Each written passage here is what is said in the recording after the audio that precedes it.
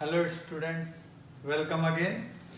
हम लोग NTA paper 1 discuss किए थे लाइव क्लास में, लेकिन लाइव क्लास अपलोड होने में थोड़ी दिक्कत आ रही है।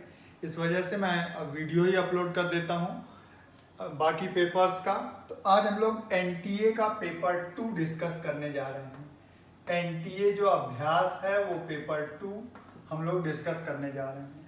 क्वेश्चंस आपके पास होंगे तो क्वेश्चंस आप देखिएगा, हम सोल्यूशन बता रहे हैं। कुछ क्वेश्चंस ऐसे भी हैं जिनके सोल्यूशंस दूसरे तरीके से दिए गए हैं, उसको और आप शॉर्ट में कर सकते हो। देखिए, which of the following statement are correct. CCP structure है 3 different type of layer, 3 different type of layer. CCP में 3 डिफरेंट टाइप ऑफ लेयर होता है। हम लोग जानते हैं CCP, this is question number 1। जब सीसीपी की बात करते हैं तो ये एबीसी टाइप का होता है, ठीक है। तो अब इसमें लिखा है कि सीसीपी 3 डिफरेंट, तो 3 डिफरेंट टाइप ऑफ लेयर तो है, लेकिन और आगे बढ़े तो लिखा है in CCP structure first and fourth layers are repeated. First and fourth layers are repeated, ये भी सही है।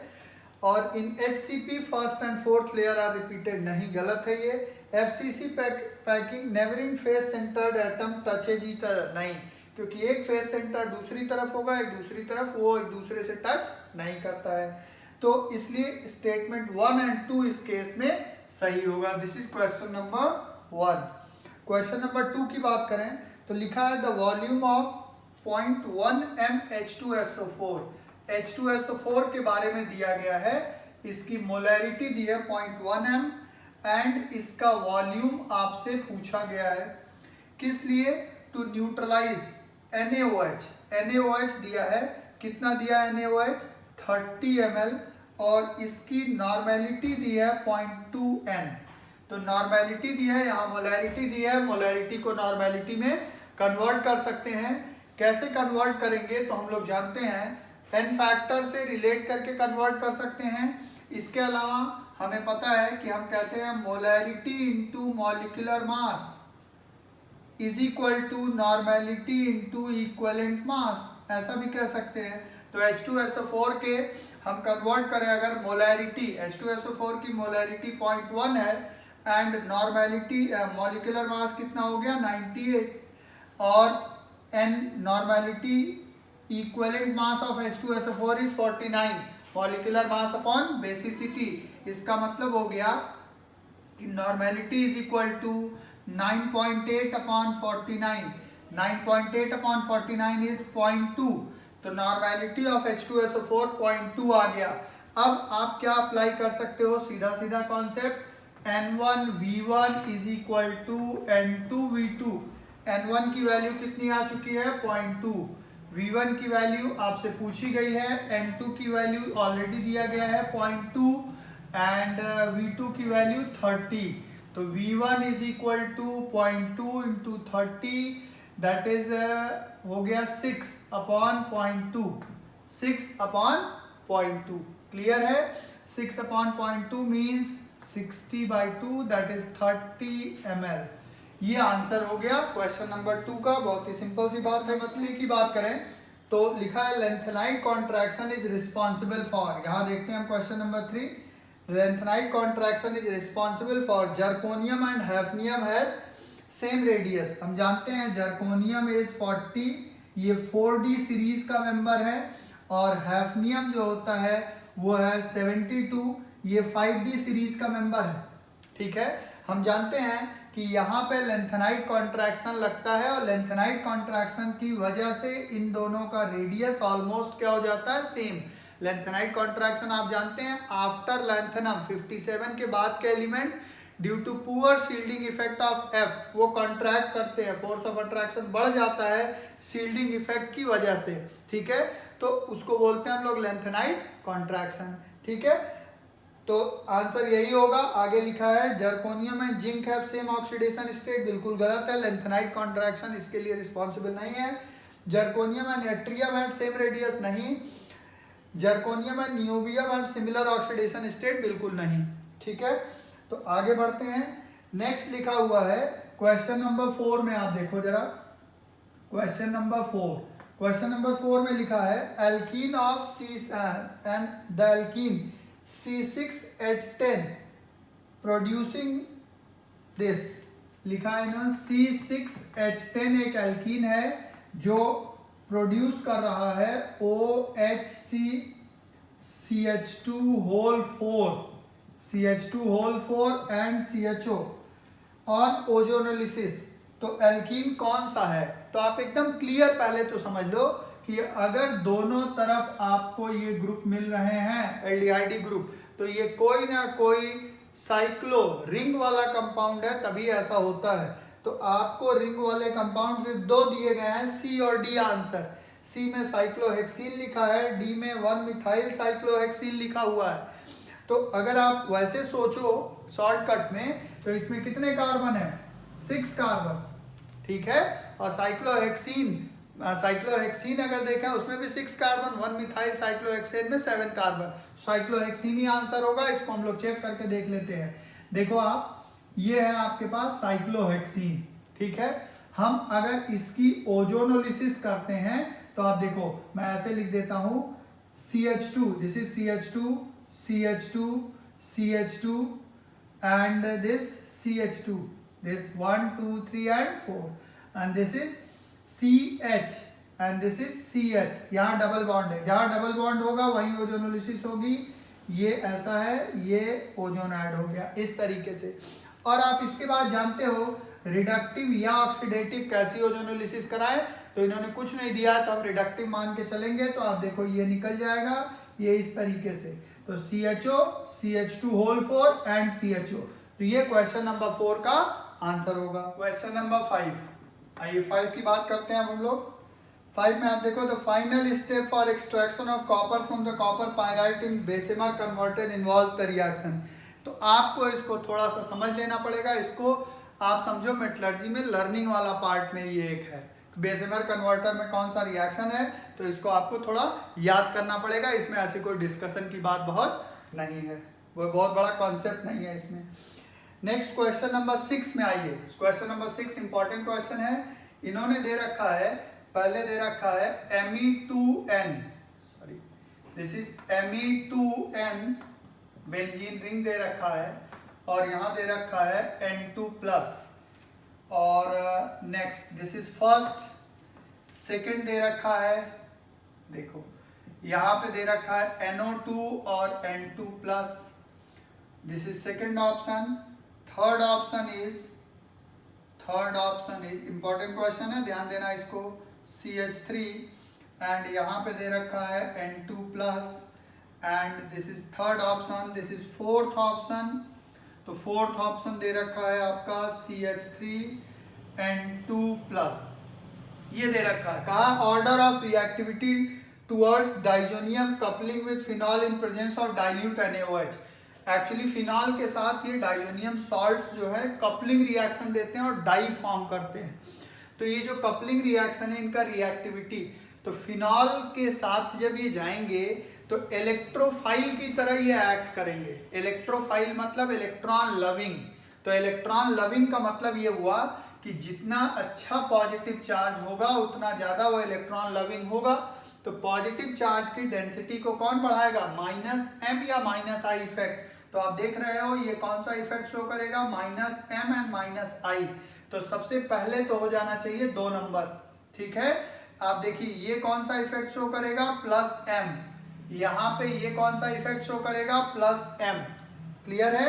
तो अब देखिए ये +m शो करता है, ये +m शो कर रहा है, और ये क्या शो करेगा? सिर्फ क्या शो करेगा? +i। समझ रहे हैं? तो 2 नंबर के बाद कौन हो जाएगा? 4, क्योंकि +m मतलब ये पॉजिटिव चार्ज को घटाएंगे इलेक्ट्रॉन देकर के, ये भी घटाएंगे, और ये +i इफेक्ट लेस होता है +m से। तो 2 के बाद यहाँ पे पॉजिटिव चार्ज सबसे ज्यादा कहाँ होगा? 4 पे। अब इसमें चेक करना है कि कौन सा इन दोनों में कौन सा करेगा। तो इन दोनों में आप देखिए इसके बाद आएगा 3 नंबर और इसके बाद आएगा 1 नंबर। क्यों? क्योंकि ये दे देगा, देखिए प्लस चार्ज, और ये प्लस चार्ज जो है, देखो इन दोनों में चेक करो, इसकी इलेक्ट्रोनेगेटिविटी क्या है? कम है, तो ये आसानी से दे देगा। और दे देगा तो ये प्लस चार्ज काफी कम हो जाएगा, काफी कम हो जाएगा, मतलब इलेक्ट्रोफिलिक नेचर काफी कम, तो 1 का इलेक्ट्रोफिलिक नेचर काफी कम हो जाएगा। This is question number 6। Question number 7 की बात करें अब हम लोग। 7 में विच of the following is an extensive property. हम जानते हैं एक्सटेंसिव प्रॉपर्टी वो होती है जो अमाउंट ऑफ सब्सटेंस पे डिपेंड करती हैं, तो वो वॉल्यूम एक्सटेंसिव प्रॉपर्टी इसमें है, टेम्परेचर एक्सटेंसिव नहीं है, रिफ्रैक्टिव इंडेक्स नहीं है, विस्कोसिटी नहीं है। और आप जानते हो इंटेंसिव और एक्सटेंसिव, इंटेंसिव प्रॉपर्टी जो अमाउंट ऑफ सब्सटेंस पे डिपेंड ना करें, एक्सटेंसिव जो अमाउंट ऑफ सब्सटेंस पे डिपेंड करती हैं। एक्सटेंसिव एडिटिव होता है और इंटेंसिव एडिटिव नहीं होता है, ठीक है। इसके बाद हम लोग देखें क्वेश्चन नंबर 8 की बात करें। क्वेश्चन नंबर 8 भी एक अच्छा क्वेश्चन है, तो ये भी ध्यान से समझ सकते हो, बढ़िया क्वेश्चन है ये। क्वेश्चन नंबर 8 में आपको एक दिया गया है आपको रिएक्शन H, ये लाइन का मतलब है ये प्लेनर स्ट्रक्चर है, प्लेन में है, ये H प्लेन में है पेपर के, यहाँ CH3 लिखा हुआ है, CH3 अवे फ्रॉम ऑब्जर्वर है, और ये जो लिखा हुआ है ये है C2H5, ये टुवर्ड्स ऑब्जर्वर है, यहाँ Br प्लेन में दिया गया है, और यहाँ पे CH3 अवे फ्रॉम ऑब्जर्वर है, और यहाँ पे आपके पास H टुवर्ड्स ऑब्जर्वर है, और CH3ONA है।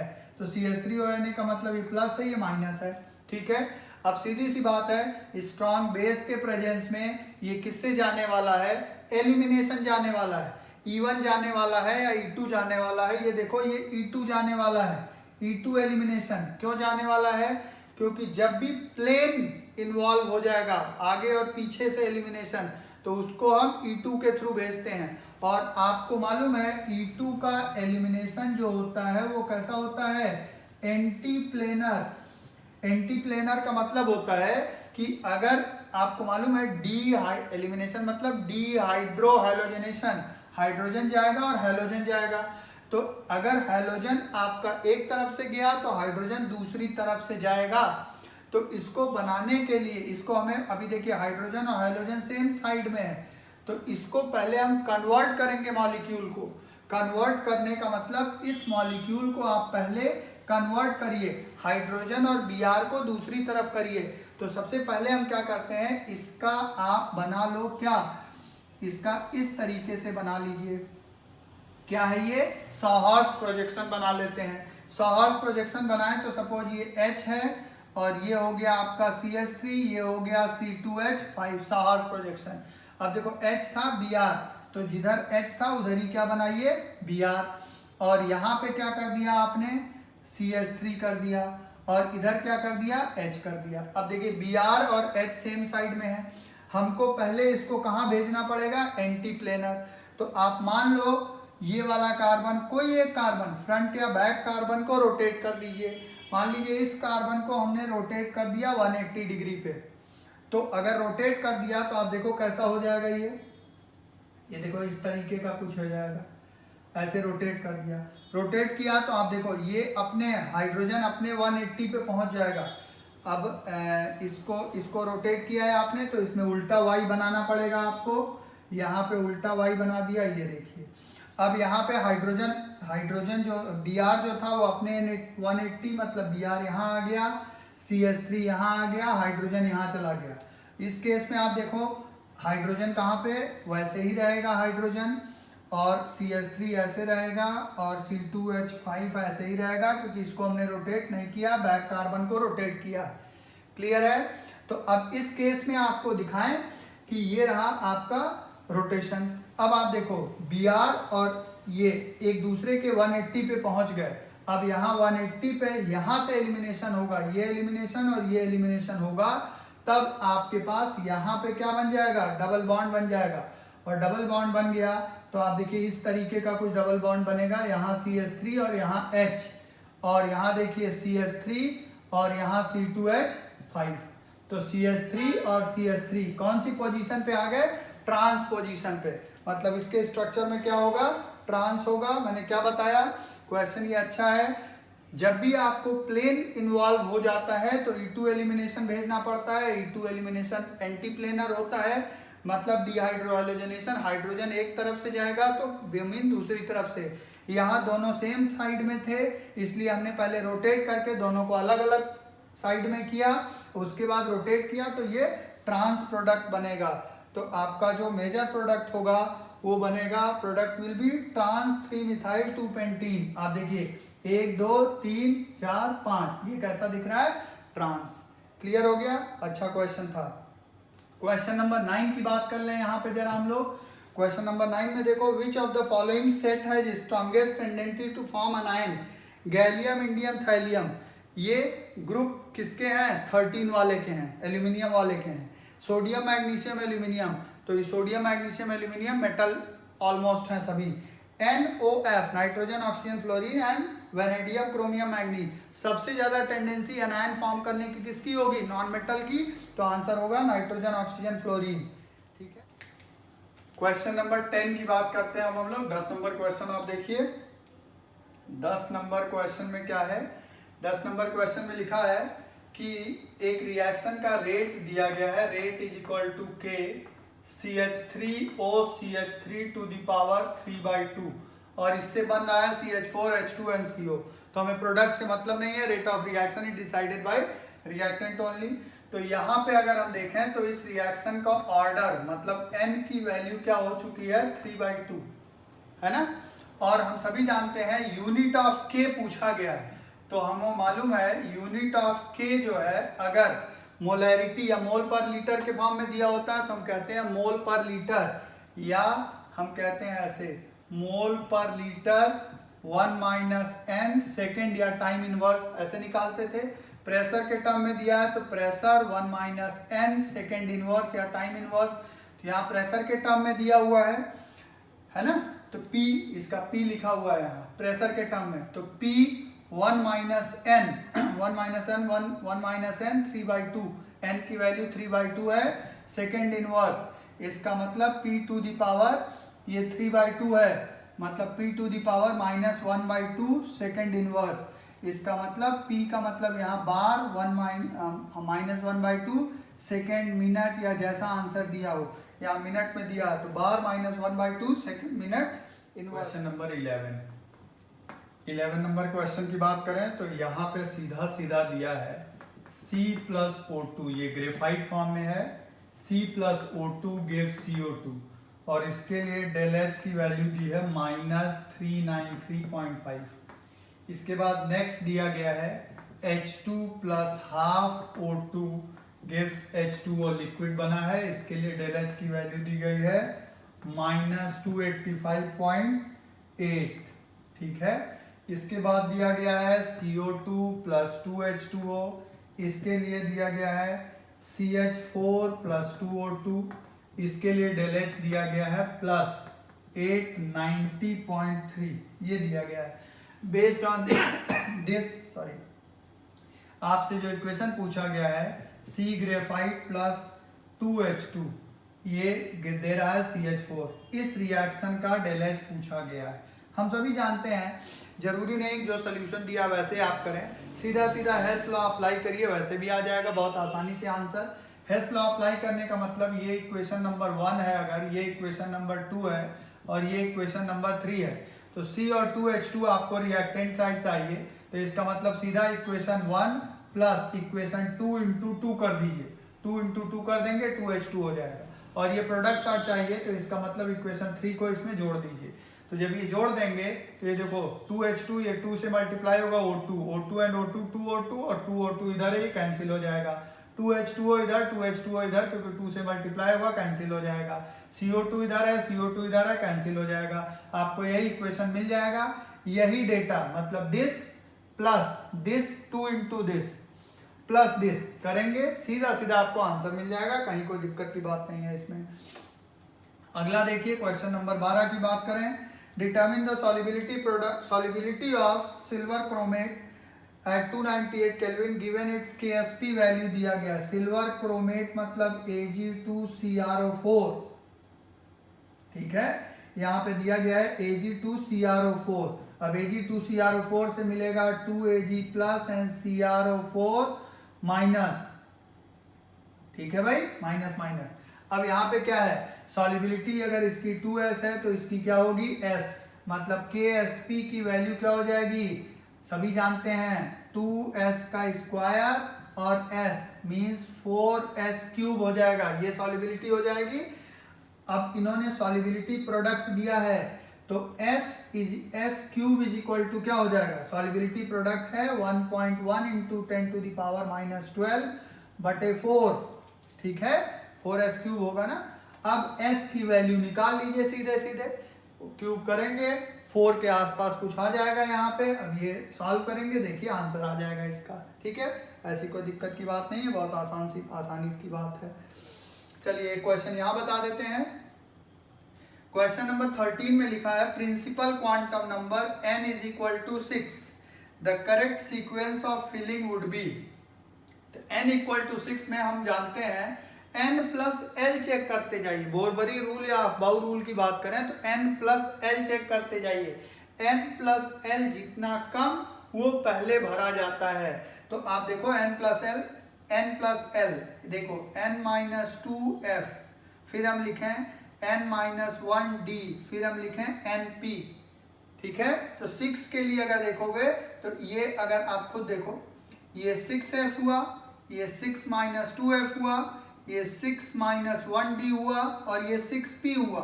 n प्लस एल चेक करो, इसके लिए n प्लस एल कितना आएगा, 6 आएगा। इसके लिए देखो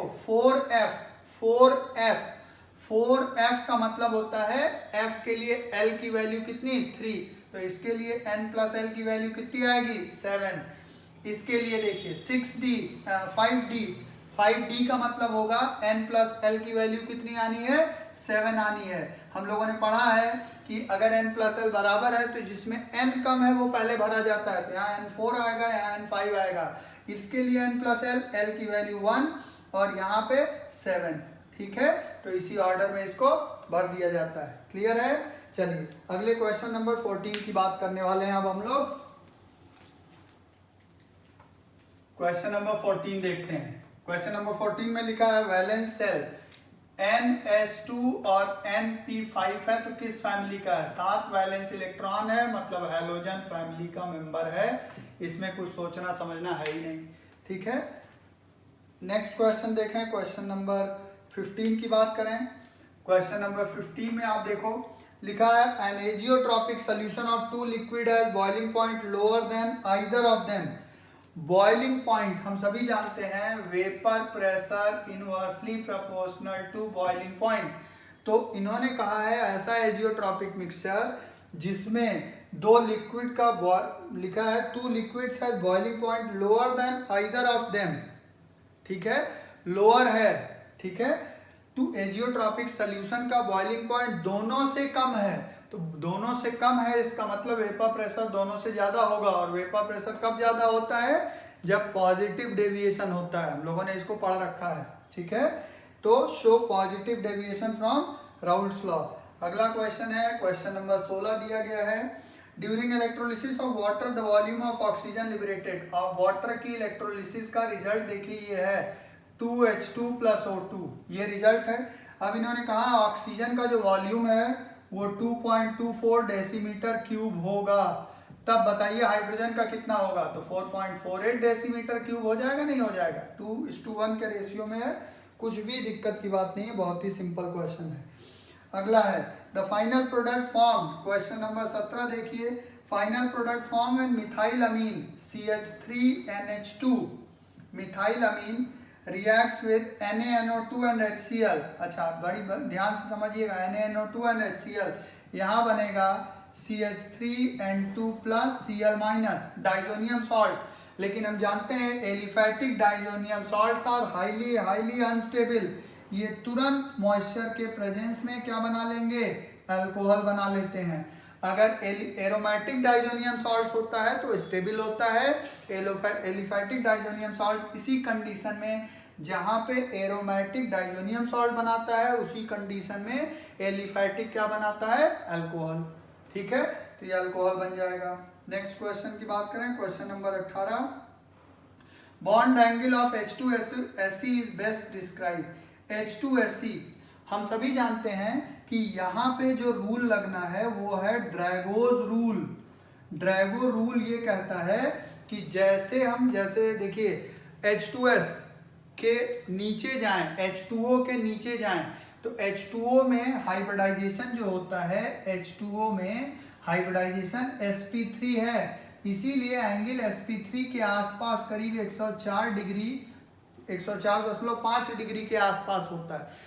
नीचे जैसे जाते हैं वैसे प्योर p ऑर्बिटल यूज होने लगते हैं, हाइब्रिड ऑर्बिटल नहीं यूज होते हैं। उसका प्रॉपर रूल है, ड्रैगो ने बताया है कि प्योर p ऑर्बिटल यूज होते हैं। और प्योर p ऑर्बिटल कैसे होंगे जब देखेंगे आप, तो एक्सिस पे px py pz सब कहाँ होंगे, 90 के आसपास होंगे। ठीक है, तो नीचे जाने पे प्योर p ऑर्बिटल यूज होंगे, इसलिए एंगल 103 4 या 109 के आसपास नहीं जाएगा, 90 के आसपास रहेगा। तो बिटवीन 109 120 बिल्कुल गलत है, ग्रेटर देन 120 ये हो ही नहीं सकता क्योंकि हाइब्रिडाइजेशन है नहीं। Less than that in H2S but not less than 90, बिल्कुल सही है ये। H2S से कम होगा क्योंकि हमने कहा नीचे जैसे जैसे जाएंगे प्योर p ऑर्बिटल यूज होगा, मतलब 90 की तरफ एंगल बढ़ता चला जाएगा।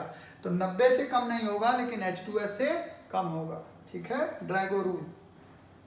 अगला क्वेश्चन देखिए क्या लिखा है, यहाँ पे लिख देता हूं।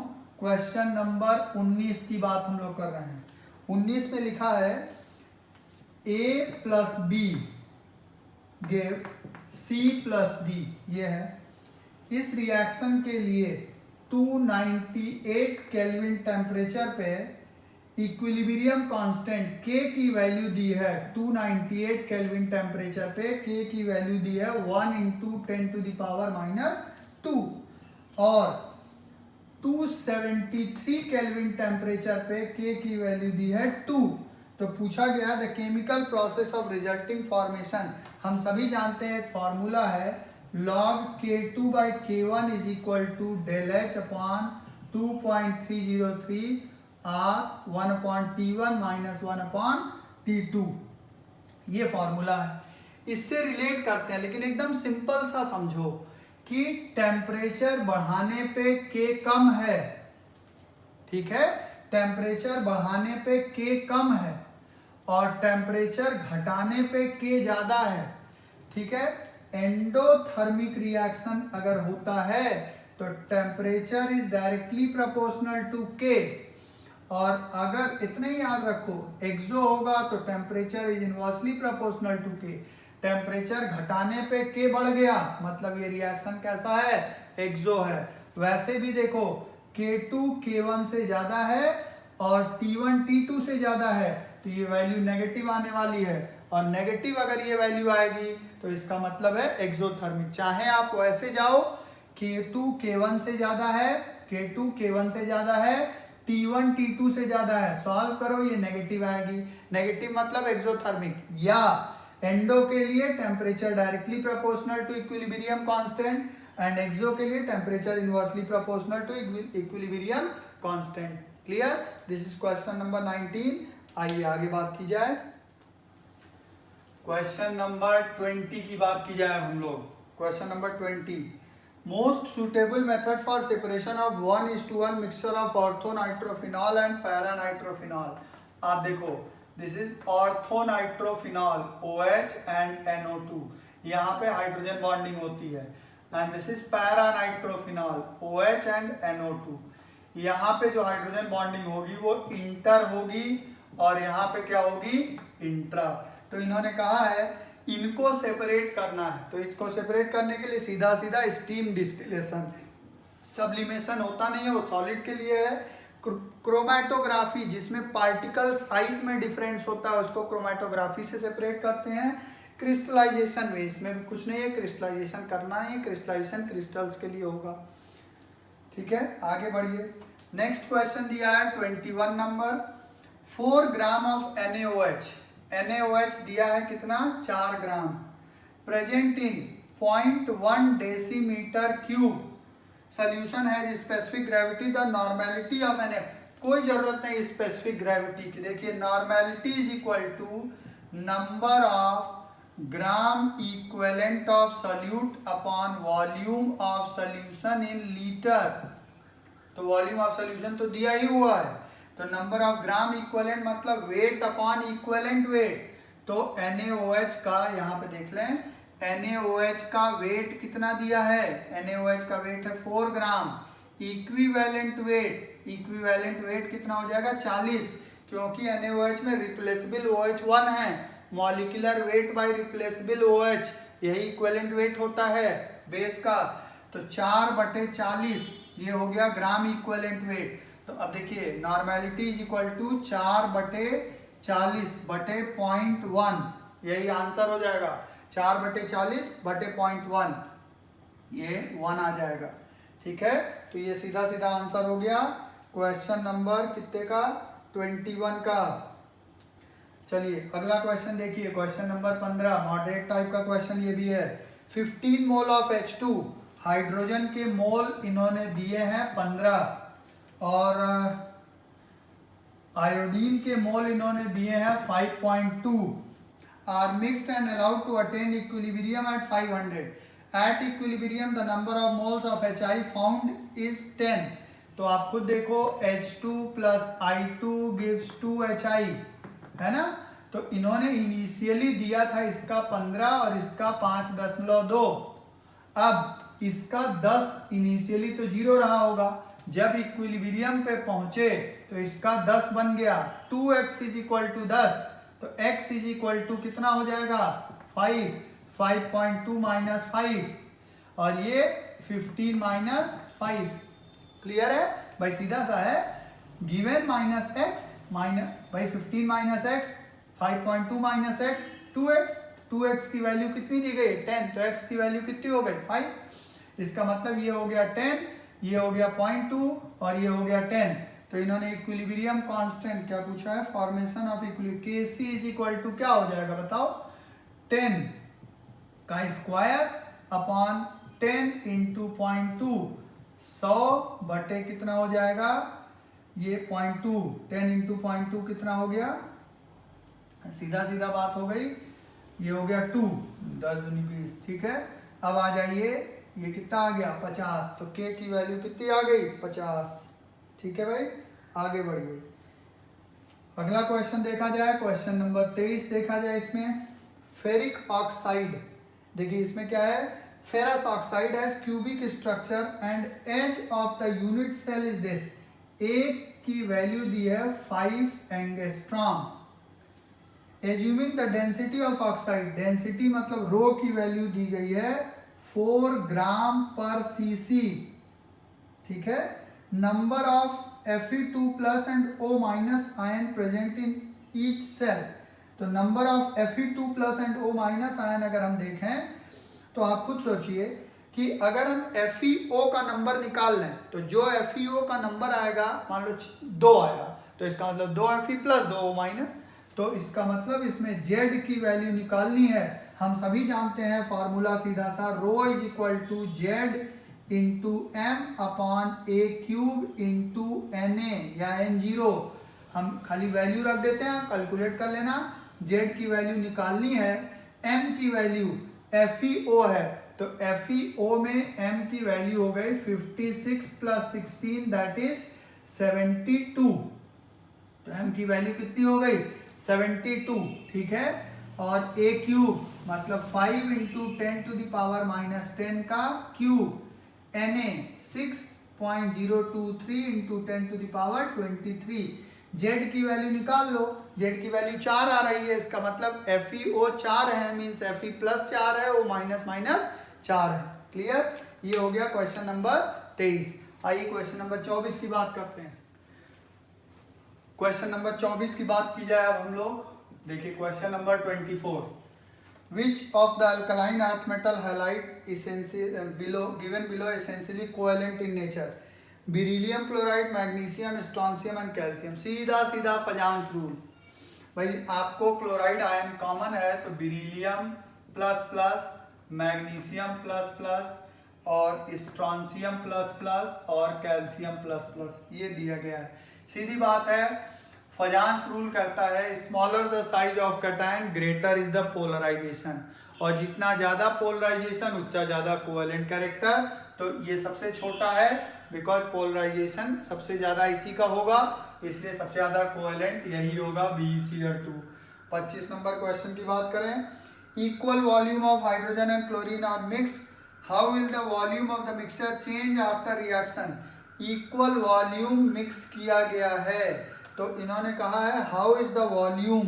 तो आप खुद सोचिए, H2 plus Cl2 give 2HCl, इधर कितने मोल, 2 मोल, इधर कितना mole, 2 mole, mole directly proportional to volume under same condition. अगर वॉल्यूम बदल नहीं रहा है तो मोल कैसे बदलेगा, ठीक है, मोल बदल नहीं रहा तो वॉल्यूम नहीं बदलेगा इस क्वेश्चन के लिए। The mole fraction of solute in its 1 molal aqueous solution is. तो 26 नंबर क्वेश्चन के लिए 1 मोलल एक्वस सोल्यूशन में मोल फ्रैक्शन ऑफ सॉल्यूट पूछा गया है। मोलैलिटी कितनी दी गई है, 1। अब इसका मोल फ्रैक्शन मतलब XB की बात की गई है, पूछी गई है। आप सीधा सीधा ये फार्मूला लगा लो, एक हम लोग पढ़े हैं, M is equal to XB mole fraction of solute into 55.55 upon 1 minus XB। ये एक्वस सोल्यूशन के लिए फॉर्मूला है, इसकी वैल्यू 1 दी गई है, XB की वैल्यू सीधा सीधा कैलकुलेट करके रख देना है, ठीक है भाई। तो ये क्वेश्चन नंबर 27 की बात कर रहे हैं। 27 में लिखा हुआ है ideal solution contain 2 volatile liquid A है इसका P0 A, प्योर स्टेट में प्रेशर 100 टार दिया गया है, और एक B लिक्विड है P0 B, इसका दिया गया है 200 टार, ठीक है। और कहा गया है if mixture of 1 mole A का दिया गया है और 4 मोल किसका दिया गया है, B का, 4 mole B, then the total pressure of the distillate. अब यहाँ पे बड़ी टेक्निकल बात है, बढ़िया क्वेश्चन है ये, बढ़िया क्वेश्चन है ये। तो यहाँ पे आप देखो, इन्होंने ये कहा है कि A और B पहले एक कंटेनर में रखा था आपने, A और B, इसका वेपर बना जो, इस वेपर को कंडेंस करके यहाँ ले आए हो, इसमें पूछा गया है टोटल प्रेशर। तो इसका मोल फ्रैक्शन बराबर नहीं होगा तो प्रेशर भी बराबर नहीं होगा। पहले इस केस में हम मोल फ्रैक्शन से टोटल प्रेशर निकालते हैं। कैसे निकालते हैं, हम सभी जानते हैं P total is equal to P0 A into XA plus P0 B into XB। तो P0 A कितना दिया है, 100, XA कितना हो जाएगा, 5 मोल हो गया, तो 1/5, 1/5 हो गया, प्लस ये 200 दिया है, ये 4/5 हो गया मोल फ्रैक्शन, तो ये हो गया कितना, 20, और ये हो गया कितना, 160, ये टोटल आ गया 180, प्रेशर आ गया, P टोटल आ गया 180, ठीक है। अच्छा, अब अगर हम देखें इसको वेपर फेज में ले गए, तो वेपर फेज में अगर मोल फ्रैक्शन हम देखें तो मान लो वेपर फेज में मोल फ्रैक्शन क्या है, YA।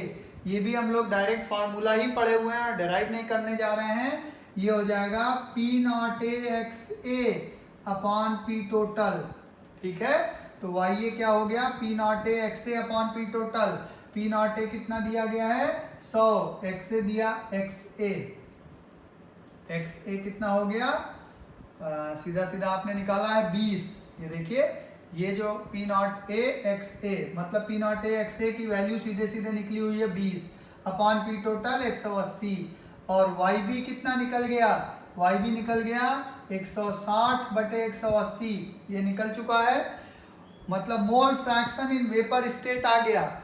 और हम सभी जानते हैं कि पार्शियल प्रेशर किस स्टेट में, वेपर स्टेट में पार्शियल प्रेशर होता है क्या, डाल्टन्स लॉ के according total pressure into mole fraction.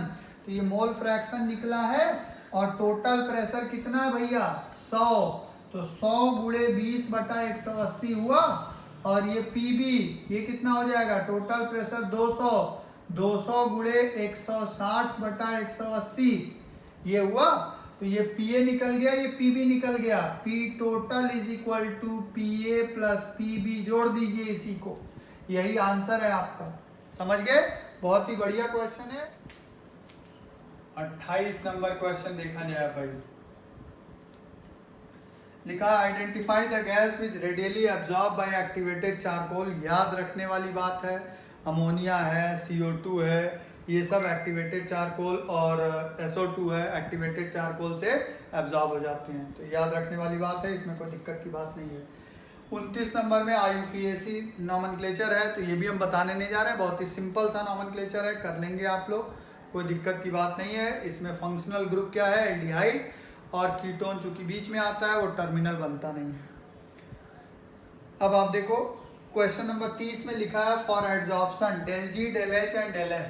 Question number 30 में लिखा है del G del H and del S।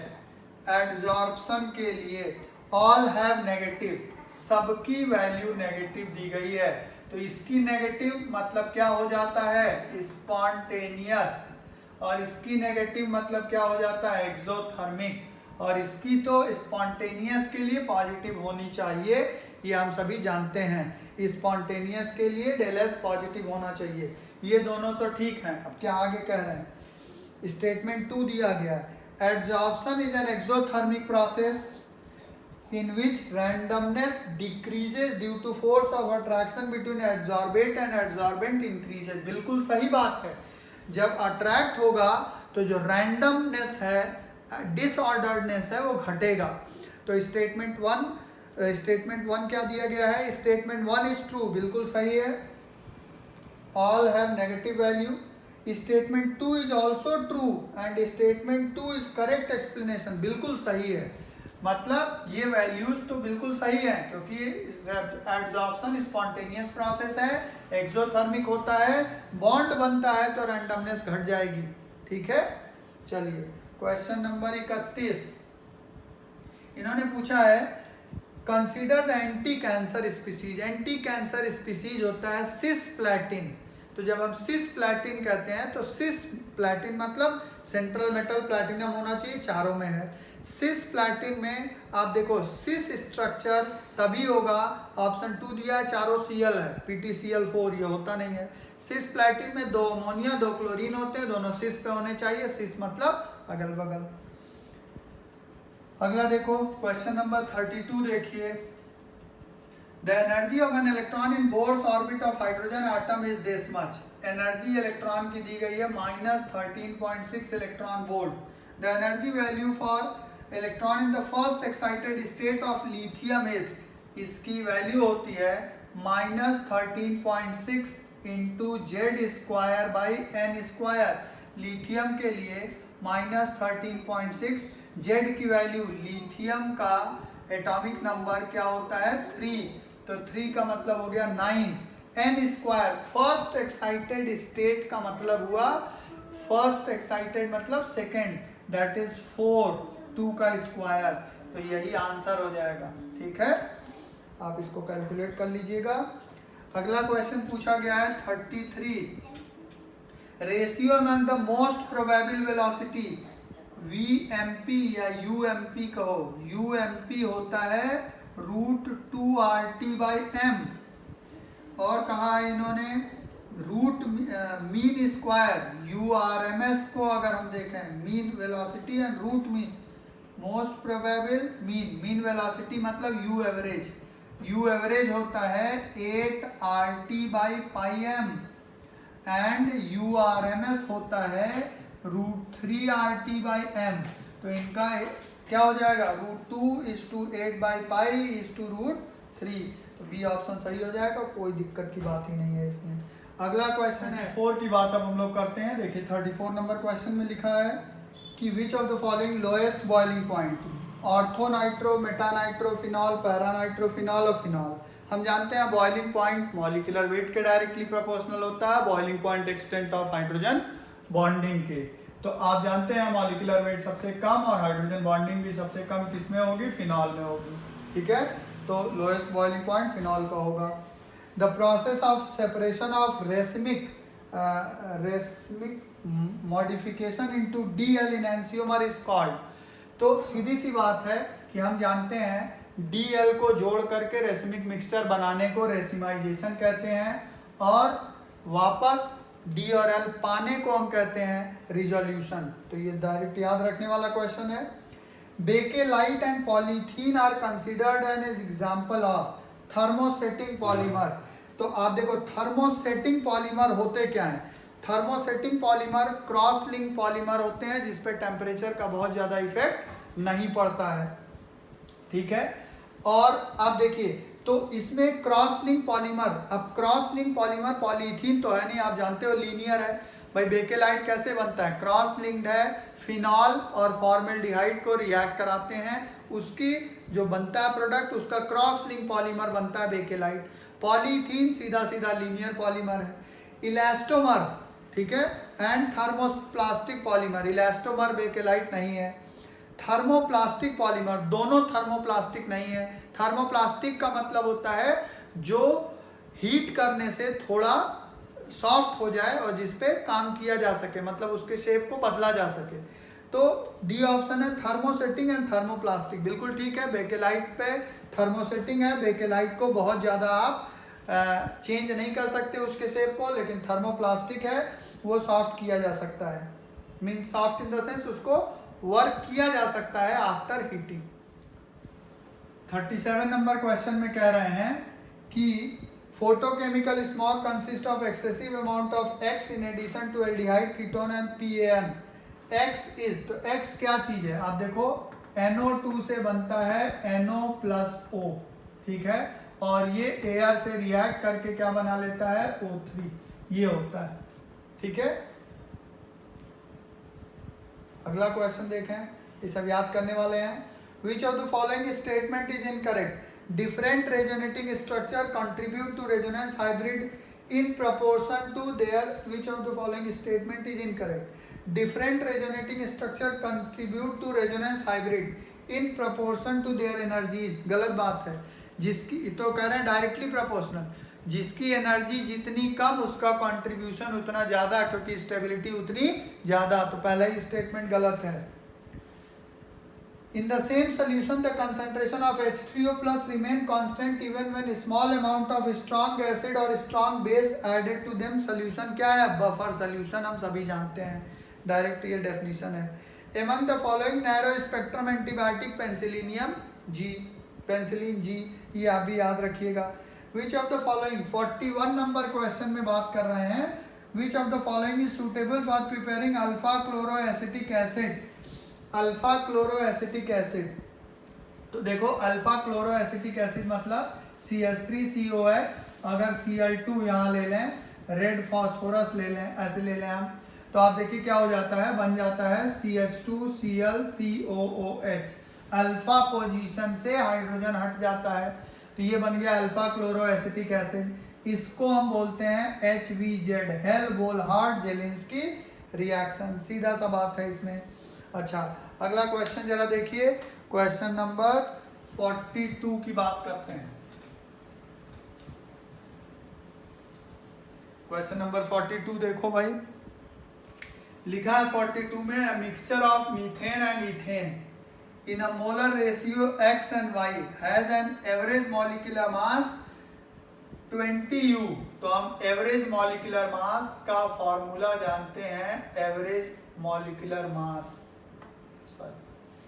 Average molecular mass is equal to methane का, तो molecular mass of methane into X, इन्होंने कहा है कितना है, X और Y के रेशियो में, plus molecular mass of ethane into Y upon X plus Y, ये हो जाएगा, है ना। मीथेन एंड इथेन का X एंड Y रेशियो है, तो आप खुद देखो एवरेज मॉलिक्यूलर मास 20 है, में molecular mass of methane 16 into X plus ethene है, सॉरी इथीन है, ethene 28 into Y upon X plus Y, ये हो गया, मतलब ये कितना हो गया, 20X plus 20Y is equal to 16X plus 28Y, है ना। तो ये हो गया, इसको इधर लेते जाएं, X और X को इसको इधर ले जाएं, चलिए कोई कर लेते हैं, तो ये हो गया, अगर हम देखें तो 20X, 4X इसको इधर ले आइए और इसको उधर ले जाइए, तो क्या हो जाएगा 8Y, मतलब X is equal to 2Y, ये आ गया, है ना। Suppose this is equation number 1। अब ये क्या कह रहे हैं, अब ये कह रहे हैं इसमें the mean molar mass when they are mixed in the molar ratio YX, उलट दिया गया, मतलब मीन मोलर मास अब बताना है, एवरेज मोलर मास अब आपको बताना है कब, जब ये बदल दिया गया। बदल देने का मतलब क्या है कि आप देखिए मीथेन का मॉलिक्यूलर मास ये ऐसे कर दिया गया, m ethane into X plus m methane into Y upon x plus Y, ठीक है। तो m इथेन इंटू एक्स कितना हो जाएगा, m इथेन इंटू एक्स मतलब इथीन, सॉरी इथीन है 28x plus 16y upon x plus Y, x plus Y, clear है। तो एवरेज मीन मास इस समय बताना है, तो आप रख दीजिए x is equal to 2y आ चुका है, ठीक है। तो यहाँ रख दिया 28 इंटू 2y प्लस यहाँ रख दिया आपने 16 इंटू वाई अपॉन यहाँ रख दिया 2y प्लस वाई मतलब 3y। तो यहाँ क्या आ जाएगा 28 इंटू 2 56 प्लस, है ना, 56 प्लस 16 और y कॉमन ले लिया है अपॉन 2y और कितना हो गया 3y, y कैंसिल हो गया, 56 प्लस 16 हो गया 72 बटे 3, ये कितना आ गया 24। एवरेज मीन मोलर मास कितना आ गया 24। अच्छा क्वेश्चन है ये भी, गुड क्वेश्चन, ठीक है। ये हो गया आपका क्वेश्चन नंबर 42। क्वेश्चन नंबर 42 के बाद आइए क्वेश्चन नंबर 43 की बात करें। देखिए क्वेश्चन नंबर 43 यहाँ पे, question 43 for a given reaction energy of activation for forward reaction, forward reaction. देखिए 43 नंबर क्वेश्चन, EAF दिया हुआ है कितना 80 किलो जूल पर मोल और EAB मतलब बैकवर्ड के लिए कितना दिया है, बैकवर्ड के लिए एनर्जी ऑफ फॉरवर्ड, बैकवर्ड नहीं दिया है, डेल H की वैल्यू दी है -40, ठीक है। A catalyst lowers EAF to 20 kilojoule. The ratio of energy of activation for reverse reaction before and after addition of catalyst. तो दोनों तरफ निकाल लेते हैं, हम जानते हैं del H is equal to EAF minus EAB। ये पहले मान लो ये B1 है, ठीक है।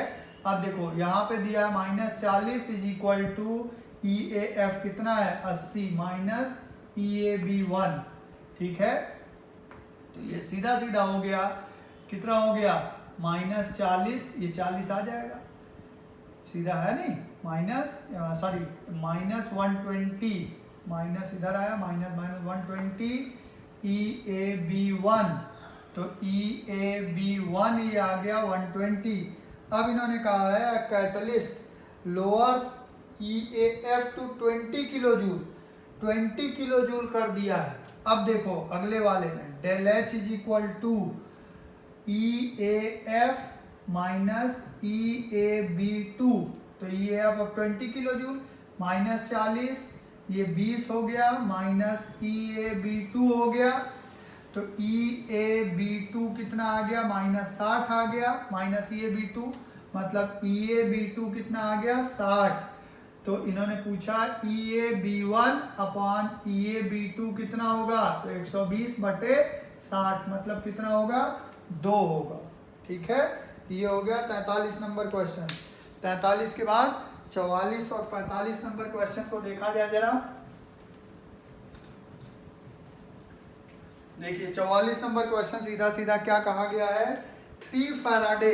देखिए 44 नंबर क्वेश्चन में क्या कहा गया है 3 faraday of electricity was pass through an aqua solution of ferrous bromide FeBr2, the weight of iron metal deposited in gram. तो आप खुद देखो ये हो गया Fe2 plus and 2Br minus. Fe2 को डिपॉजिट करने के लिए 2 इलेक्ट्रॉन चाहिए Fe में, Fe मतलब 56 ग्राम, 56 ग्राम के लिए कितना 2 फैराडे इलेक्ट्रिसिटी चाहिए, ठीक है। और इन्होंने कितना पास किया है 3 फैराडे, तो आप कहोगे फिर 2 फैराडे डिपॉजिटेड कितना 56 ग्राम, 3 फैराडे डिपॉजिट 3 × 56 अपॉन 2, क्लियर हो गया। ये हो गया 28, तो 28 इंटू 3 कितना आ गया, हो गया 20/60, 8 3 24, 84 ग्राम।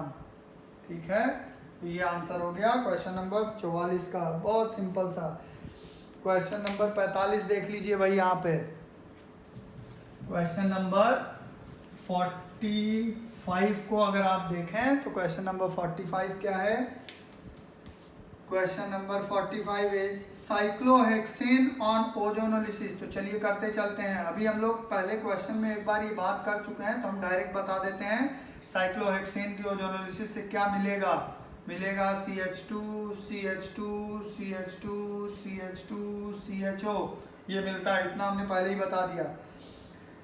लिखा है zinc dust and water give compound ये ई हो गया। ई on further treatment with aqueous KOH, मतलब ये एल्डोल की बात कर रहे हैं। एल्डोल अगर होगा तो आप सभी जानते हो एक जगह कहीं इनोलेट बनाना पड़ेगा, है ना। KOH के प्रेजेंस में इनोलेट बनाओगे तो आप देखो ऐसा कुछ होगा, CH CH2 CH2 CH2 CHO और CHO, यहाँ हमने इनोलेट बना दिया। ठीक है, अब क्या कह रहे हैं, तो अब आप सीधे करते चले जाइए इसको। इनोलेट बना दिया, अब आप ऐसे देख लो अगर, तो ये देखो ये है CO और ये है H। यहाँ पे कौन सा चार्ज होगा, ये इधर शिफ्ट होगा तो पॉजिटिव चार्ज, यहाँ अट्रैक्शन होगा, है ना। तो यहाँ मैं बना देता हूँ, क्या हो जाएगा CH CH2 CH2 CH2। ठीक है, अब देखो CO माइनस हो गया, H हो गया क्योंकि इधर शिफ्ट होगा, यहाँ कंप्लीट पॉजिटिव चार्ज, और ये और यहाँ क्या हो गया CHO।